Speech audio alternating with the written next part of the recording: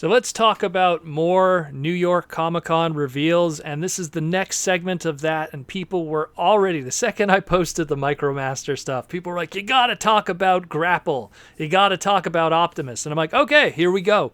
So the next two that were revealed, we got a Voyager Grapple, fresh off of his trademark, coming back after they used the Creo box set, the class of 1985, to get the Grapple trademark back after Solar Grapple, you know.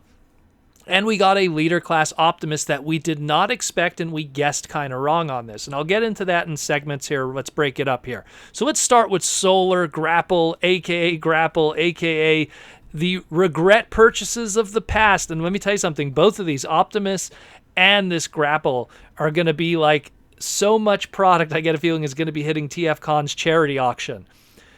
These are two examples of you get something and then something comes along that's way better than what you got before. Now, Grapple is one of those guys that, you know, we had that Solar Grapple toy from the Reveal the Shield, Voyager, whatever you want to call it, Classics Universe line back then. And that was like our Grapple toy for Classics. You know, if you don't count your Masterpiece one, this was the Grapple toy that everyone had in their display.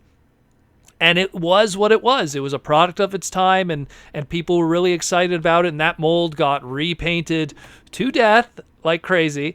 But the point is that it was our Grapple. And then this one comes out, and it's like both of these, both the Optimus and this Grapple, are like Masterpiece Juniors.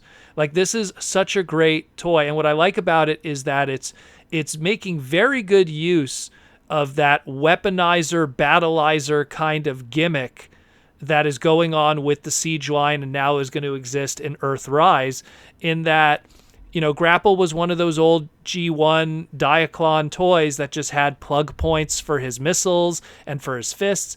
And so they take advantage of that kind of concept and they put that all over the figure. From what it looks like, on top of having just that extra, I guess we'll call it a claw accessory, if you look carefully, it looks like in the robot mode you could see that his fists, that when they tuck in for the transformation, those peg holes will be exposed, so you could put that claw on either fist, on either hand, as a stand-in hand. Judging by the plug points on the gun, you could do the same thing. And even if you look at the crane at the end of the hook, there's a plug point there to the 3mm peg also. So this is really cool. So it adds to that customizing concept that you want. What's also great about this is that this opens up in a lot of ways to people who could, because, you know, when you got that old Solar Grapple, it had the black head on it, which was more toy accurate and more, let's say, Marvel Comics accurate. But the show, outside of really one episode of the original 85 season of Generation 1, which I believe it was Auto Berserk, Grapple always had an orange head instead of a black head. And the original Generations toy or Universe toy didn't have that. They had the black head. The United version had the orange head, the Japanese one. This one goes with a cartoon accurate color scheme, so people don't have to worry about waiting for a Japanese one to come out. Cartoon accurate head sculpt, cartoon accurate color scheme, very good. And what that does open up also is that, so what does this mean? Well, of course, I mean, just last year, the very last wave of the Voyagers for Power of the Prime, we had Inferno, and that was the repaint of that, you know, the hotspot mold that was retooled from Onslaught. And so, I mean, we got an Inferno coming from this for sure.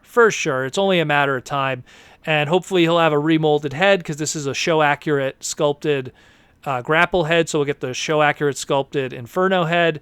He'll probably have some kind of like fire retardant accessory or something for his hand. It'll be, and of course it'll have a fire truck ladder.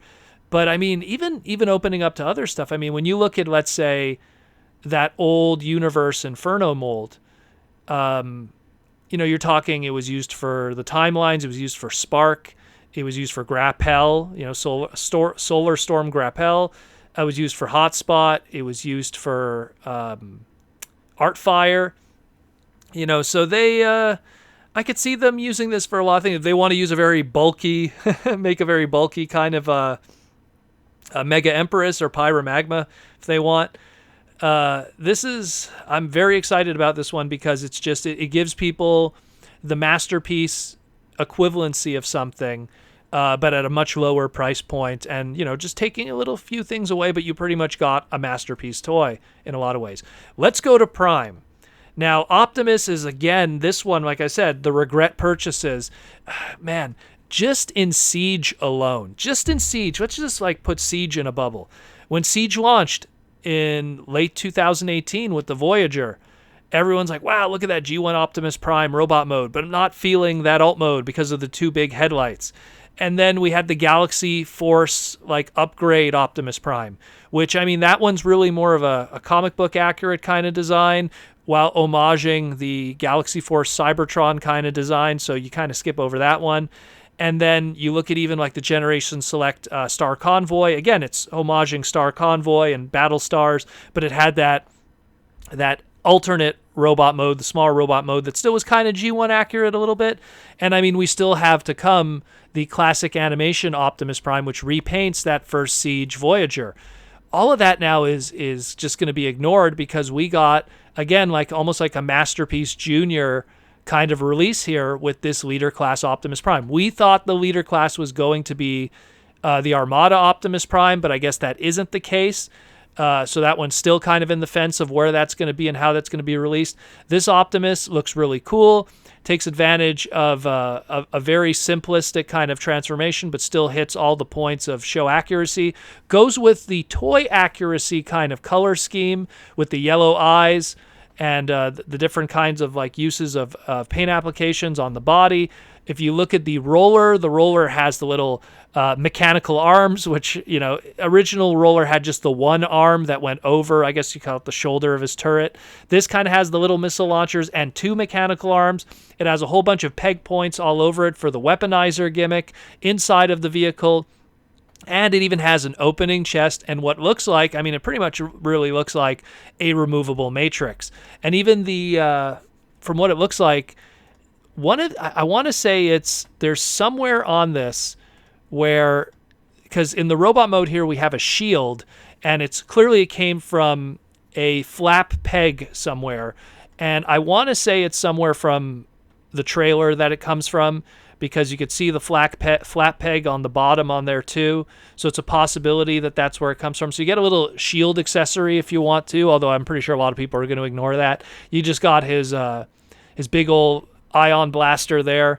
So it looks great. I know that someone's going to probably want a more animation accurate color scheme with the blue eyes and everything. I get a feeling it's going to come. This mold, just like I was just saying with Inferno, he's going to get repainted into all his stuff. This one too, you're going to see black repaint. You're going to see show accurate repaint. You're going to maybe an Ultra Magnus, maybe I don't know, a powered convoy, blue color scheme. Who knows? But this is another great one for people because it's a more affordable, let's call it Masterpiece Junior, in the face of the recent MP 3.0 Masterpiece Convoy Optimus Prime that just came out, the 35th anniversary one. So something that's in that leader class price point, people will dig that for their display, and it'll work very well. And this is very good. This is a very good option that people have here, and it's two molds that tell a story of retiring old toys that really people don't need anymore, at the same time giving us an indication of some other molds that could come in the future of it. So this is really cool. I forgot to mention also when I was talking about the MicroMaster segment, so the news with this from IGN is that each one of these releases for Earthrise are going to come with a piece of the Transformers universe map, and it says collect them all to complete the map. I don't know if this is going to be similar to what Cybertron did with the planet maps. So I don't know if this is the universe map of the planet Cybertron. Is it the multiverse of Transformers? Who knows? So they don't really specify that. But hey, collect all the maps, make a poster. That's pretty cool. I always dig that kind of stuff. Makes good use of the paperwork. And then it says here also pre-orders will begin October 3rd at 5 p.m. Eastern Time on Hasbro Pulse for all of this stuff, and who knows what else is going to be announced this weekend. So if you want to get locked in for this stuff, go to Hasbro Pulse on October 3rd, which is 2 days from this recording, and get all sealed up on this. I'm excited about the MicroMasters. The Prime is great too. I mean, it's a good option for people that want to have a cheaper Prime. The Grapple just totally replaces any of that lower price point Classics Universe generation stuff, and it's way better engineered, and it fits in, again, if you didn't get the Masterpiece one that came out of Grapple, so now you got this one. This is great. This is super. I'm super excited about this. Let's see what else New York Comic Con is going to give to us. It is only Tuesday, people. So who knows what else we're going to be discussing, but be sure to come to Slag, and I'll give you all the 411 on the TF.